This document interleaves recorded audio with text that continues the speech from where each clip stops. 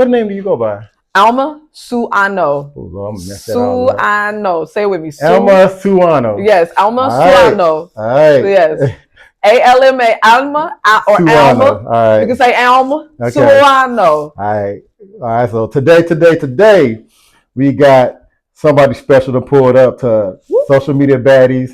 Hey, her y'all. name is Alma Suono. Perfect. Oh my God, you got that perfect. I love it. Yeah, I want to mess your name up. No, it's awesome. It's great. It's a challenge for people. It sticks in your mind. all right. Now show it does. Yeah. Very unique. I love it. Yes, indeed. So welcome to Social Media Baddies. Thank you for having me. Yes, indeed. So where you from, sis? I am from the great state of Chicago. The great state of Chicago. No, I'm just kidding. Okay. I am from Chicago, Illinois, out South Illinois, 773-708, 312 representative. You feel me? All that. Chicago. Yes, sir. Windy City, huh? Yes, sir. Big Windy, the Chi. Yeah. We are Chicago, not Chirac. Right. Okay, that's why you hear. You don't hear, the good things out there. You hear about, I am Chicago, not Chirac. Hello. Right. You hear about the old blocks more than anything. Everybody around the world. Go ahead. My mama stayed down the street from O Block. Right. But we still Chicago, not Chirac. Hello. Yeah. We're both. Yeah, okay. We got all of it. Right. No, I see, man. So Old Block is very popular, man. Every time you turn the news on about Chicago, that's all you hear. Yeah. You know what I'm saying? Like, I want to hear some good things about Chicago, too. I know y'all got some good things. Of course. I lived down the street from, our first lovely Black president, Barack Obama, and his wife for years. So, Chicago has it all. We have the culture, we have and we also stand on business. Completely. So, we have the culture, we have the intellect, we have the vibe, we have the best food in the country, hands down, and the best pizza in the country. Oh. Boom. Yes, New York, Detroit. So it's popping like that out there. Absolutely. Huh? Come and see us. For sure. But only in the summertime, friends. Do not come around this time of year. You will regret that decision very deeply. Word. Damn. All right. So when you go to Chicago, where are some of the areas that you must go see in Chicago? You have to go see the Magnificent Mile. You got to go downtown. Got to go see the Chicago River. You got to go see Lake Michigan and John Baptiste du Sable Lakeshore Drive after our very wonderful Haitian Black founder, John Baptiste du Sable, Point du Sable, I should say. Okay. You got to go see all the museums, the Shedd Aquarium, the Adler Planetarium, Soldier Field. Go ahead, take you a trip down Michigan Avenue, go down the historic illustrious State Street, go up north, party in Boys Town, kick it over there. And if you wanna see something historically Black, go to Bronzeville on 35th Street over by King Drive. You will never regret that. We have some amazing. Oh, and of course, my neighborhood, Hyde Park, Representative 51st. You know what I'm saying? Yeah. So that's Obama land, by the way. University of Chicago, shout out. There it is. Now, what was life like growing up in Chicago, though? Absolutely fantastic.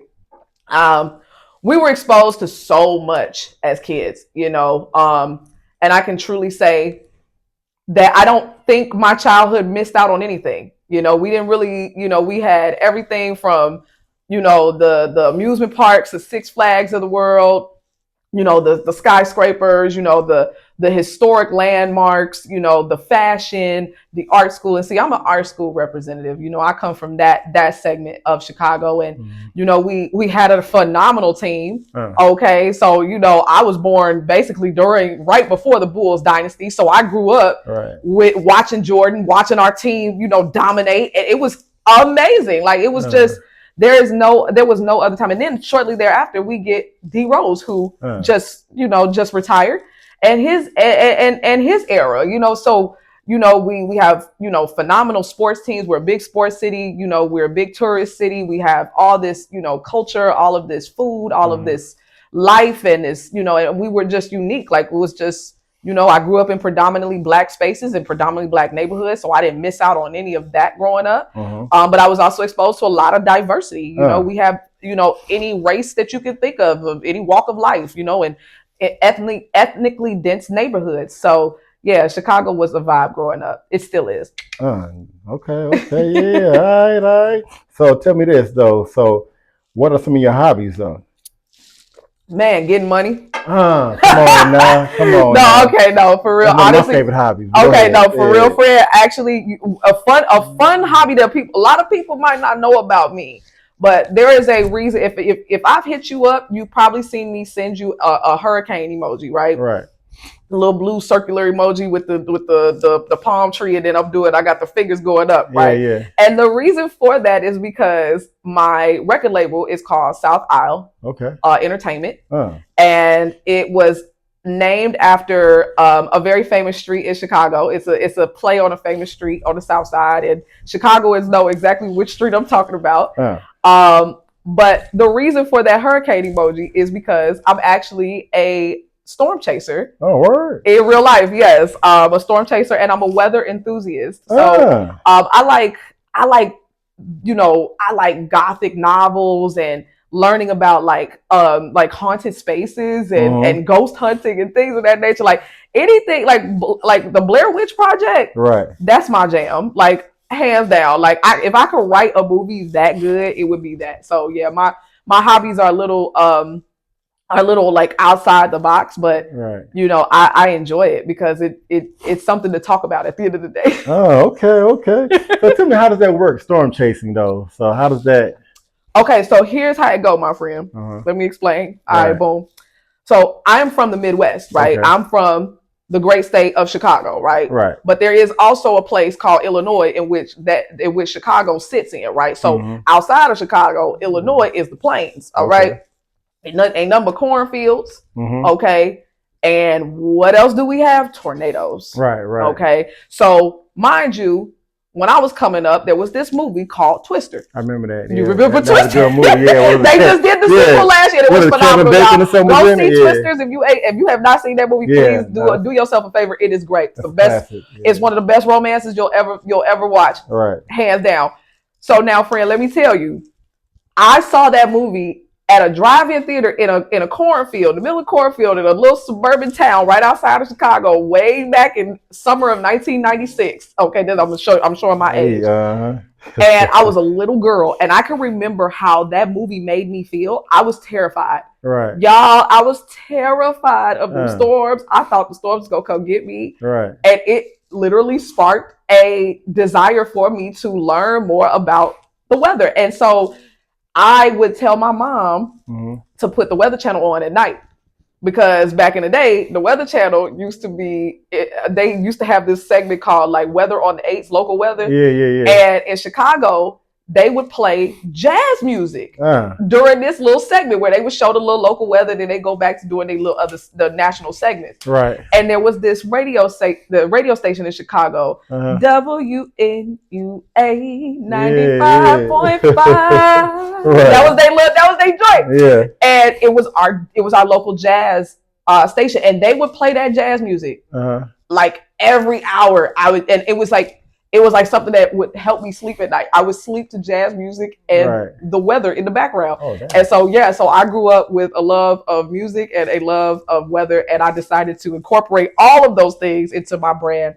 I tell people all the time, if I were better at math, I probably would have went to school for meteorology. No cap. I would have went to the university for that. Okay. Yes, sir. Now you mentioned musician, so what do you do? So I am a 20-year veteran singer-songwriter. Signed to 10 by 10 Entertainment. Right. By way of hopefully Sony Orchid at some point. There you know. My team is going to be so mad if I say that, but no. Okay. But 10 by 10 Entertainment. And I also own my own imprint. Right. My label, South Isle, I should say. I'm talking about South by Southwest. No. South Isle Entertainment. And that was so I'm in like a joint venture with my current label as a singer and a songwriter, as a solo artist, but they, I go, so I'm signed to myself, and I'm also signed to another label that helps me with licensing and sync deals and things of that nature. So and I have been in the music industry since 2004 recording. Yeah. And so I'm officially a 21-year vet. Like, my baby can get in the club with me now. That's weird. It's weird to even say that I have songs old enough to party with me in the club. Really? Yes, my friend. Damn, you could have fooled me though. No, it's funny. I was a kid though. I was a teen act Right. I got signed the first time to a record label called Pop's House, POJ Pop's House Records. It was an independent label out of the south side of Chicago. Okay. When I was 16. And then I got dropped like the very next year. I guess because the label disbanded. So that was tough. And then by 2010, I was independent. And 2015, I released my debut single that was produced by a French producer, my friend, a friend of mine. Okay. And so from there, I started to work, you know, in the scene in Chicago, the music scene, and I ended up partnering with my ex-fiance, who was a producer for Good Music. He was a Good Music affiliate, so we were shopping. That's Kanye West, right? Yes, Kanye's label, absolutely. Cool. All right. And I had been around those guys for years, you know, at that point. Like my ex-fiance and I went to high school together. We were like high school, like crushes and whatnot. And I had been like consistently working on the underground scene in Chicago for years and years and years and years. And so I entered the world of pop music, house music, actually, to be exact, in 2016. Right. I started my career as a house music DJ.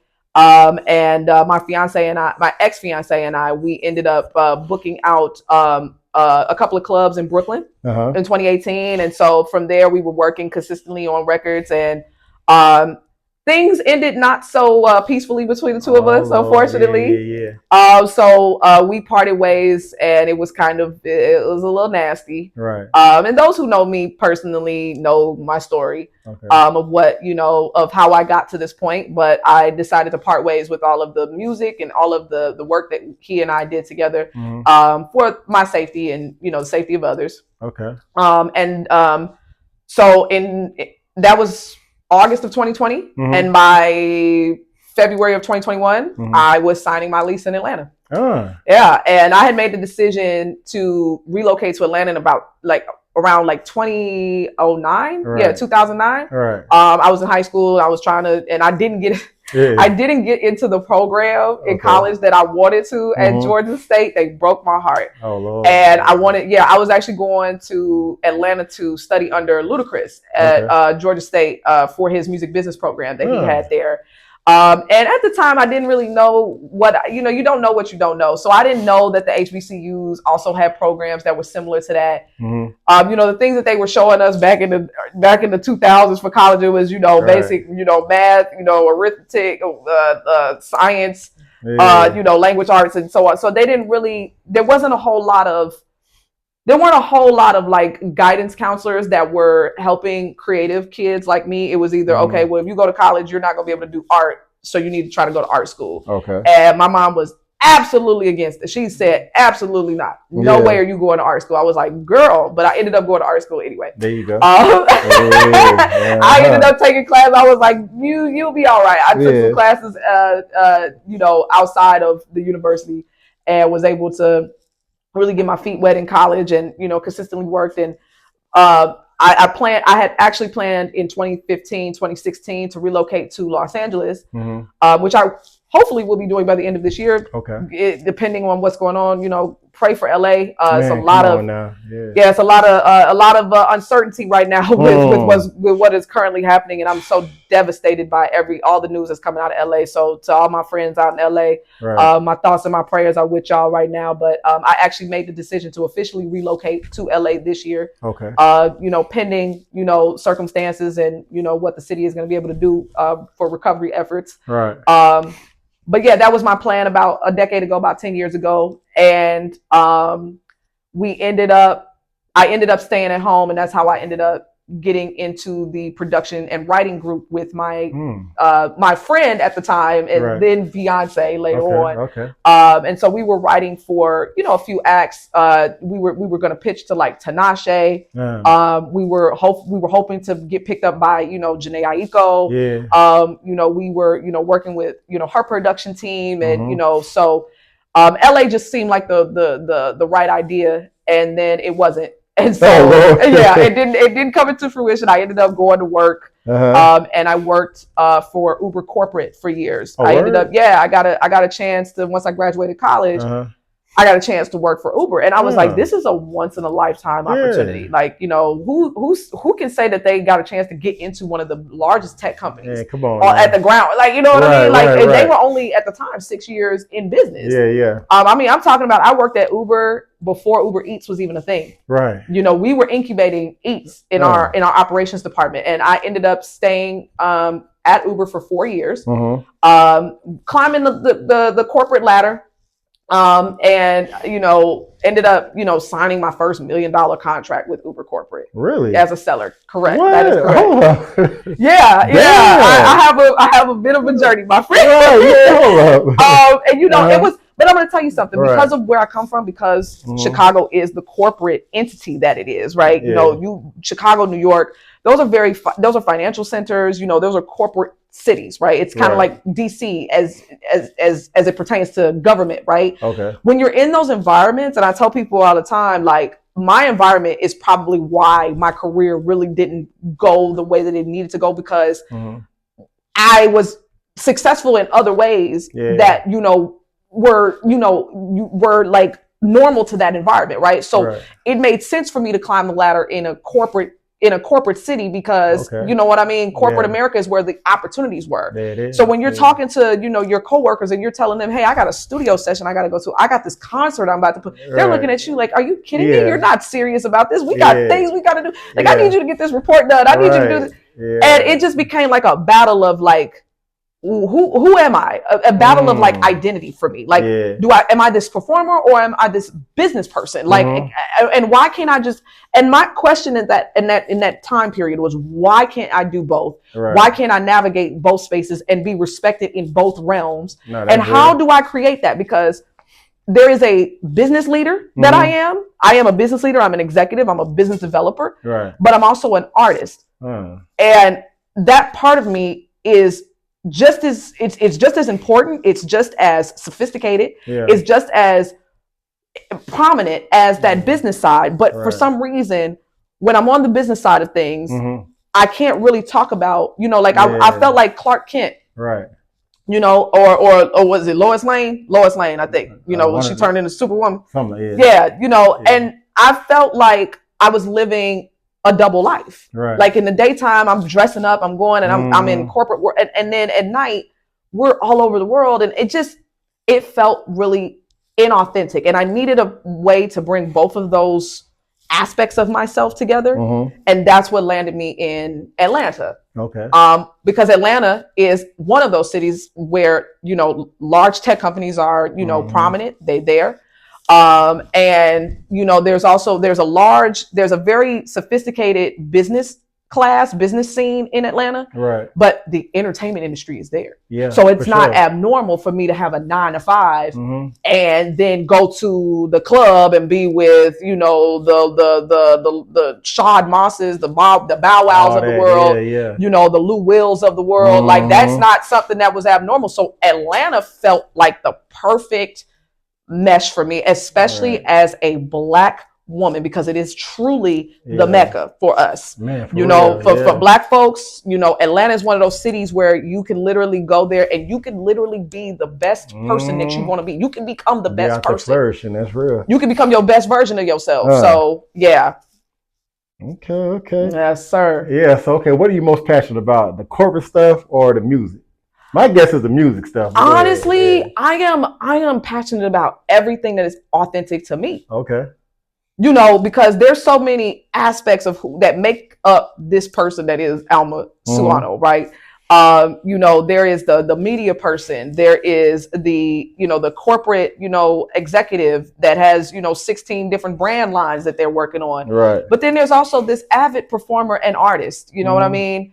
And I think all of those aspects of me are to be celebrated at the same time. Like, I don't think I'm more passionate about one or the other. You know what I mean? I think that each of those aspects and those parts of my identity will be more prominent at certain levels of my life, right? You know what I mean? So, you know, as I'm moving away from, you know, the corporate world, I will be, you know, going into full-time performance, right? You know, and so that's an identity that I'll assume there.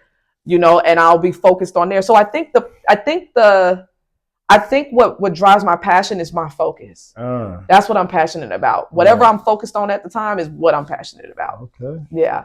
Yes, Yeah, sir. so you mentioned Uber. So what were you doing at the Uber office? Like, what did they have you? Like, what was your Man, duties I out was a there? seller. I was a business developer. I was closing large contract deals for large accounts in the United States and in Canada. That was when I first started learning about like the Canadian government and like Canadian business operations and things. I learned so much. I was like, wow, this is like going to Harvard. You know what I mean? Without having to go to Harvard.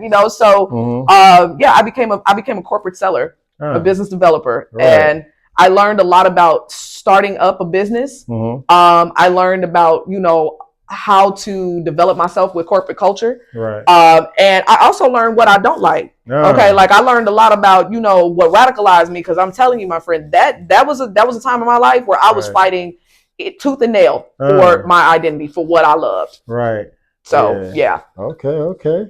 Yeah, I can tell you're a boss, though. I appreciate that. I try to be, I try to be a little sweetheart, But I tell people all the time, I just like things to go a certain way. That's it. I love you. We good. We could be friends, but when the show goes on, baby, the show got to go on. And when you put me on that stage, honey, I got to perform. So ain't nothing gonna get in the way. I'm really Mariah. I'm very much so Mariah Carey to the BS. Like, how Mariah is just sweet and just dainty, but you can tell that if you cross her the wrong way, that's real. she gonna chop you in your trachea. That's really my energy at all times. She's a boss too. You're Mariah. A queen, Aries queen. I love the Aries queen. All that. I love them. I'm a Pisces queen, but I love you, Aries babes. Yeah. My midhaven is in Aries, so it's a lot of fire in my chart. Okay, so what inspired you to be in the music business, though? Man, I'm gonna tell you, there's this old lady named Alma, BKA Big Mama. That woman heard me sing Amazing Grace, how sweet the sound that saved a wretch like me. She heard me sing that at like 5 years old, and she had tears in her eyes. And I said, if that's what that does to people, I want to do this forever. And from there, at 5 years old, I knew that I was like gonna be singing for the rest of my life. And at 9 years old, I got a chance to perform an a cappella cover of Fallen by Alicia Keys. Shout out to Miss Keys, to A Keys. And I got this reaction from all of my family members at the time. I was at a family reunion in North Mississippi. Lord have mercy. Mount Bayou. Shout out to big love to Mount Bayou. And we were out there, and it was hot. It was hot. And I was nervous. And I didn't know half the people in the room at the time. Shout out to all my cousins. This was like the first time I'm meeting these folks in my life, right? And they just were so sweet. And I got a standing ovation. I'm talking about an unnatural, like people were clapping and screaming at the top of their lungs. And I knew then that being a professional performer was exactly what I wanted to do. And by that year, I was writing songs. I was, listening to a lot of music. My mother is an avid music enthusiast. I mean, I'm talking about this woman had oh my gosh, she had a wood, like a fake wood. I can't remember what this bag was, but it was like a wood bag. She's gonna watch this and she's gonna remember it, but it was like wood and it was like green and brown bag. But I can't remember. It was like straw. It was like a straw bag. It was a straw bag. Okay, thank you. Gosh. Okay, so it was a straw bag that my mama had, and she had it full with CDs.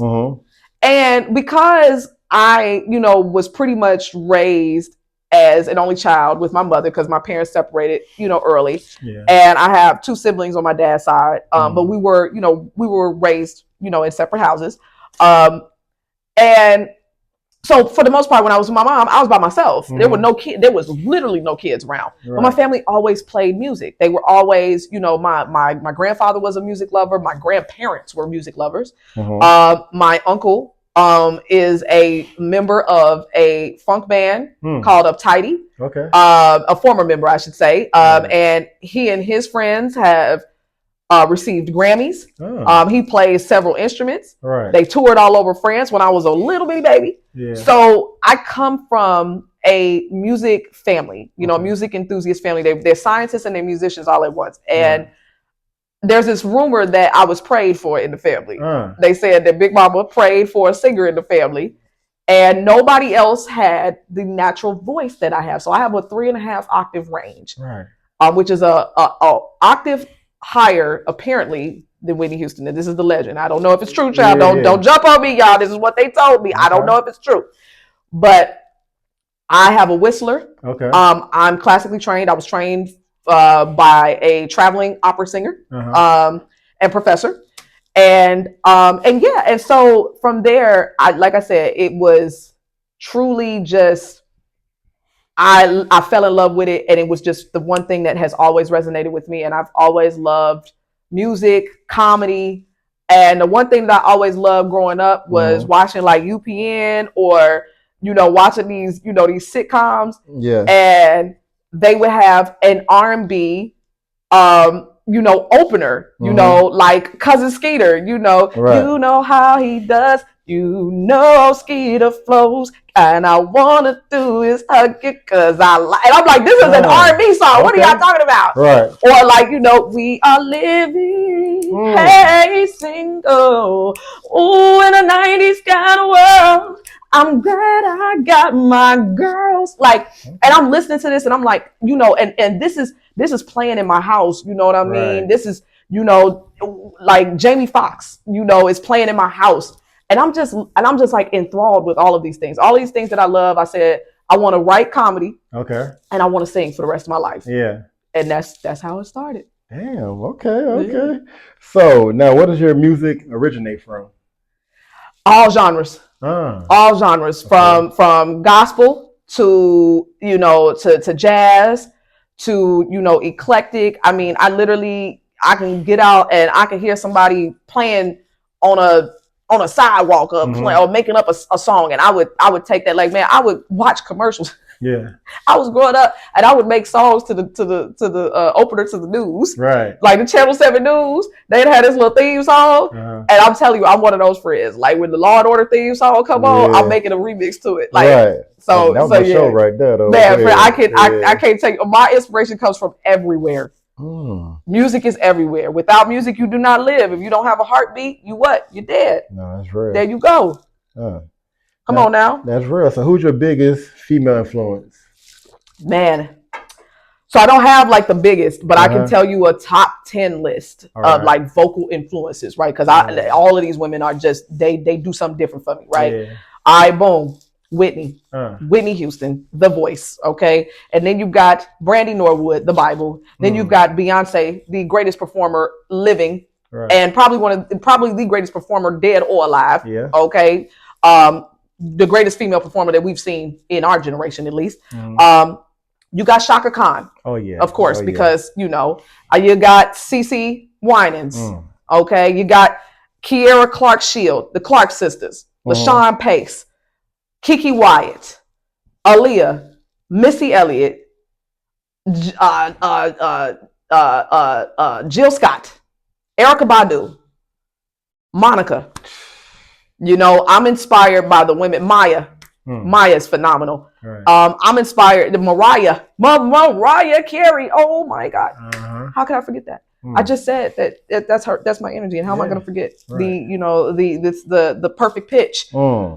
So yeah, Adina Howard. I actually did a show with Adina about 10 years ago. Yeah, she is everything that people say about Adina is very true. She is about it. I love it. Right. She's a great performer and she is chock full of knowledge. Yeah, she is great. You look too young with your name. I'm like, I'm telling you, I'm showing my age. Oh my God.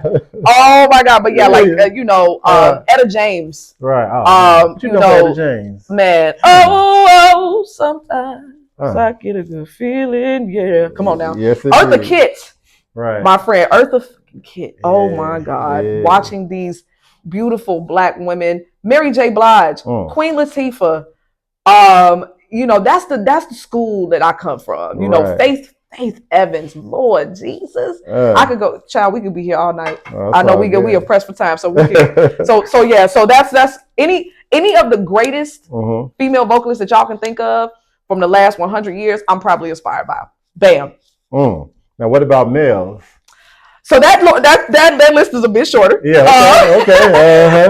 But I would say my top 5 would probably be definitely D'Angelo, Raphael Sadiq, Music Soul Child, Donnie McClurkin. It's gonna be more than the top 5. Luther Vandross, of course, Mike, Prince. Yeah.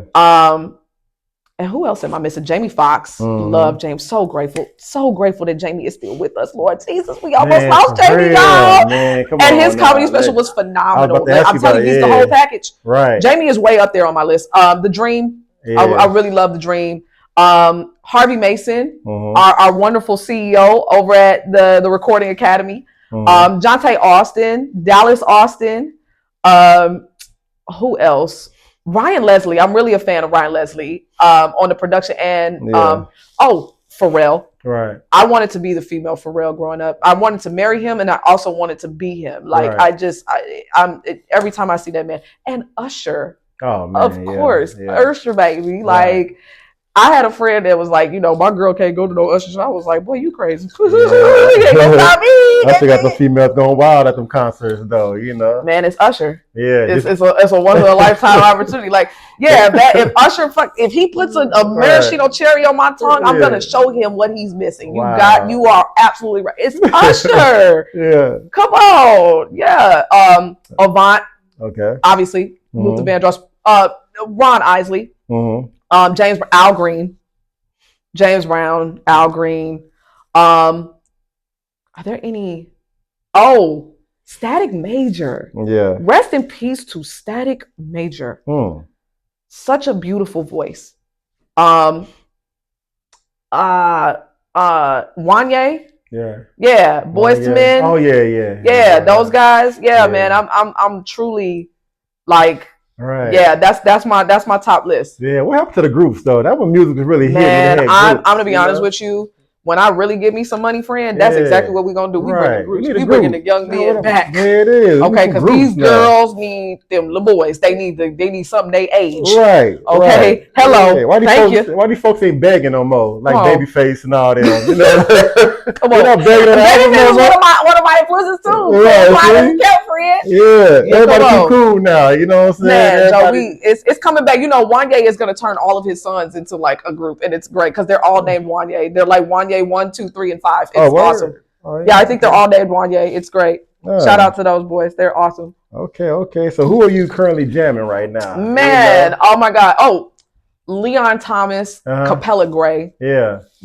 I love him. I'm like, who is this? Right. And where he come with all this confidence. It's always like the real short guys. They got all this swag. I love it. Like, man, I love Short Kings. Y'all get love from me. Who else?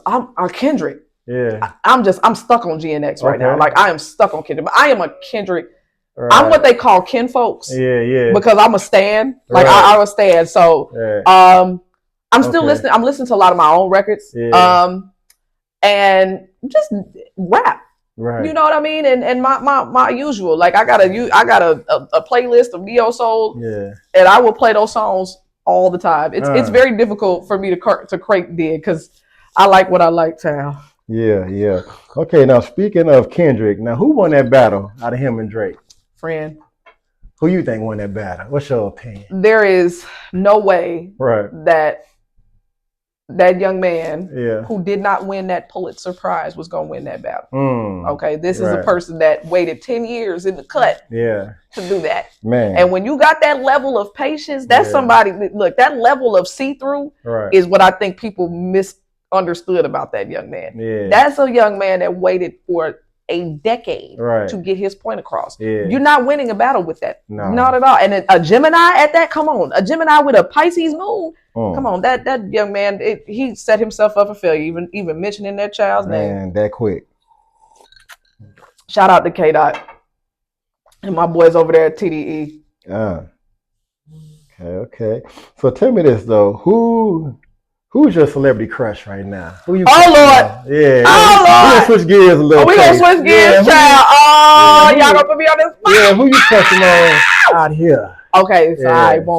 I'm gonna keep this short because I know we pressed. Yeah, it's all good. Well, you'll be a regular. You're gonna be back. Yes, friend, we're gonna be back. So whatever we can't get to today, we're gonna get to it. So we're gonna have to do a part 2. Yeah, real talk. Yes. Yeah. So boom. So okay. So my celebrity crush, Right. even though, hear me out, he's probably married. Yeah. Okay. We got crushes, right? We're talking about a crush. This don't mean I'm shooting my shot, but I'm kind of, if he's single, Right. if you single, I'm shooting my shot, friend.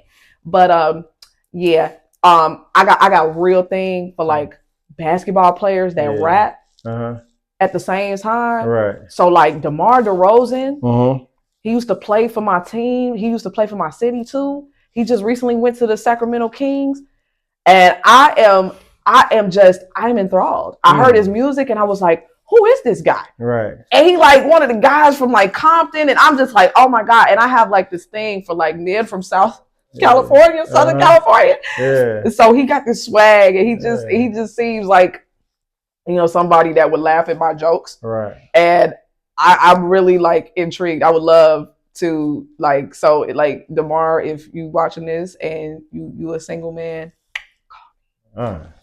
and there it is. But no, hold on, wait. Let me go through I'm gonna tell you how deep this love affair goes for me. Let me pull out my handy dandy Louis bag. Right. No, let me show y'all. We see you shining now. Come on now. So he has this brand called Com10, right? Okay. Boom. Right. Let me show y'all how real it gets for me. Okay. When I say I go hard for my crush, okay, I go hard. My man, my delusional man. Okay. So we putting that Com10 on, you feel me? Right. Okay, because number 10 from Com10. Straight rapping. Yeah, straight rapping on them. So I'm trying to tell you.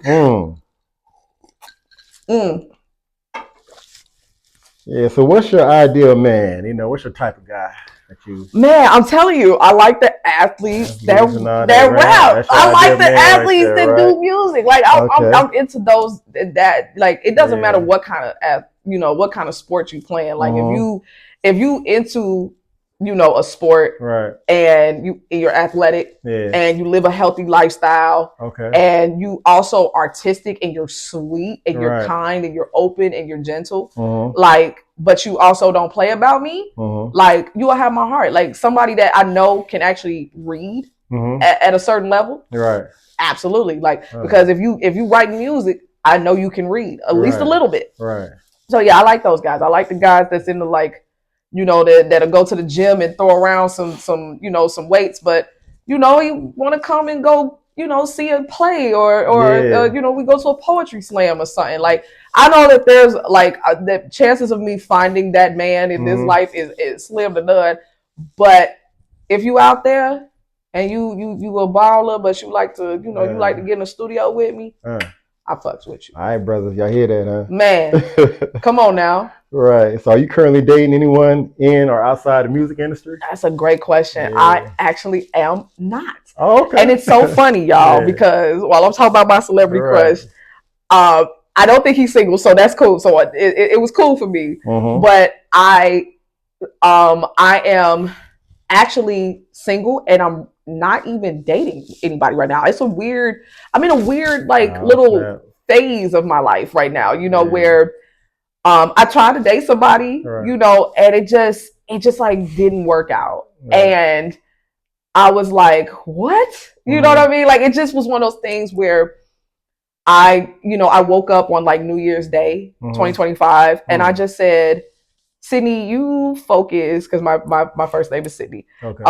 And I was like, Sydney, you focus so much of your time pursuing dating and pursuing love, but you haven't focused on what you need to do for yourself. So you need to go inside yourself. And so I have been practicing abstinence. Right. I have been in the gym consistently. Right. I completely changed up my diet. And yeah, I've been going pretty well for the last couple months. Yeah, that situation with that young man was harrowing a little bit for me, but not too harrowing. It was like disappointing. It was deflating. And I was like, I don't want to be deflated anymore. I like the fact that, things are moving in my life and in my world, and I don't want somebody distracting me from all the blessings that God has put into my plate and put into my life. Yeah. And when you dealing with somebody that is a distraction, it can definitely it can make you not see what's in front of you and not be grateful for the things that you have been blessed with. Right. So yeah, it's important to be dealing with somebody that y'all moving in the same direction Absolutely. with, And I think I'm just like a little too serious a lot of times, like I take the love thing. Like, first of all, I'm a romance singer, right? So I sing about love, I sing about, relationships and things of that nature. And I'm quite an emotional being. Right. And what I realized very quickly in that situation was, I dated someone. I thought that he and I were on the same page. Okay. And I asked him a few times, I said, do you want me to be your piece? How can we help you? Because I noticed that he would do things like just basically, he would say things, it was weird because he would do like this thing where he would like mope around, right? And he would say like, I want a wife, or I want to be in a relationship, and all these different things. And this was like the persona that he put on the internet. And I was like, okay, so how can I help you figure out what it is that you want to do? Because I'm very solutions based. A lot of men don't know how to deal with a woman who is very solutions based. Like I don't know why, but I'm straight to the point. Like let's figure out a system. Let's put together a foundation so that you have a goal, and let's strive to reach that goal. Let's put down, what is your plan? Right. What are you going to do 6 months from now? What are you going to do 8 months from now? 9 months from now? How are you going to achieve what you're setting out to do? Because you're saying, I want to achieve something. I want to achieve better in my life, or I want to achieve better in my love life. Right. Okay, well, what steps are you taking interpersonally or personally to make sure that you are not just doing the right thing, but you're preparing yourself for that future? Right. And what I realized very quickly was that a lot of what he would say is not what he meant and not what he really wanted. And he would purposely like muddy the water so that I was confused. And I firmly believe that a man that leaves a woman in a confused state is not a man that is walking in the light of God when it comes to you, and they don't care about you. Right. And so what ended up happening was I would check in with him, and I found him to be dismissive. I found him to be, to kind of troll me a little bit. Like like he would leave me on red on purpose. He would, go months without speaking to me. And then he would like throw it in my face. Like, yeah, I know I'm a bad texter. I'm doing this, I'm doing that. And it just became very manipulative. Right. And for this person to be as old as they were, they're 6 years older than me. So, and I'm about to be 33 next month. Okay. So I'm not gonna ask your age, but go ahead. No, for real, it's cool. It's cool. I'm cool with that. I want the young sisters to see this, because they be acting like you die after 39, baby, it get better. But yeah, and I just was like, you too old to be so all over the place with what you say. You it's almost as if he was like living in the past. He would reminisce on like other women and women that he dated prior, and he was previously married, so it was always that. And then he just would like purposely, like he would try to we would get close, we would do fine, and then he would just boom, within days would put up a wall. And I was expected, and the expectation was that I was going to wait in this confusion, wait with no direction, wait with no communication from him. And what ended up happening was like 6 months into the situation, I ended up happening to, like, for some reason, his like most recent ex-girlfriend ended up popping up in like my Instagram feed, and he doesn't follow her, but because he liked one of her pictures, it showed up on my feed. And I was like, and I had looked at the date, and I was like, this is a man who I had just seen like a week prior to this, who told me to my face that he doesn't, that Instagram isn't that big of a deal for him, and he would never like my pictures. He was never involved in my music. He was never asking me any questions. We never really went out to eat or on a date.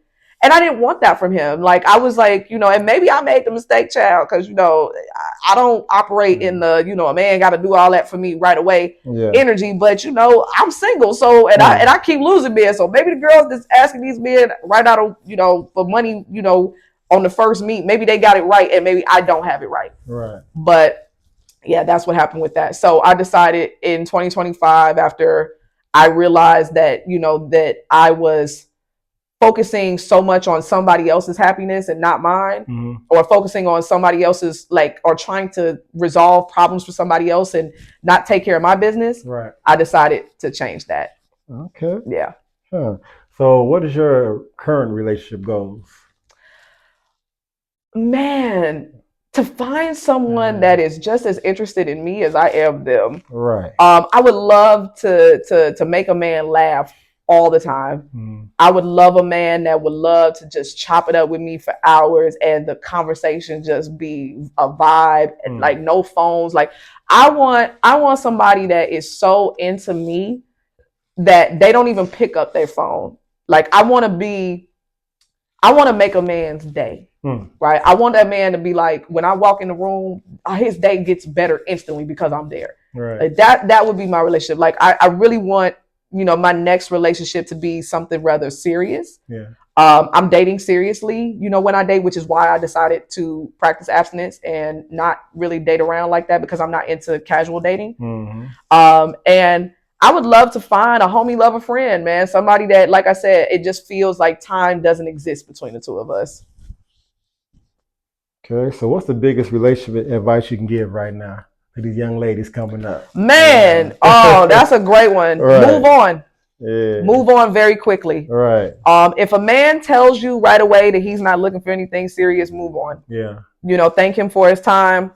And even if you feel like you don't want to move on, always understand and keep that in the back of your head that whatever you do at that point, he will rebuttal and he will tell you that he didn't tell you to do all that. Right. You know what I mean? Like if a man isn't responding to you, if if he's not, trying to invest in you in some way, because even a man with, very little, right. A homeless man will give you his change cup if he loves you. The woman that he loves, he gonna make sure of it. Yep. So if that man isn't trying to invest something, it doesn't have to be out of his realm. But if that man can't even go, like, let's say you like coffee, right, in the morning, maybe he can't take you to Perry's or STK or Nobu, but he could go pick up your Dunkin' in the morning and bring it to you. Right. If a man isn't even interested in doing that, if you can't call that man in an emergency, okay, if you can't call that man in the middle of the night and he pick up your phone call right away and say, baby, look, I'm sorry, I didn't mean to miss it. I was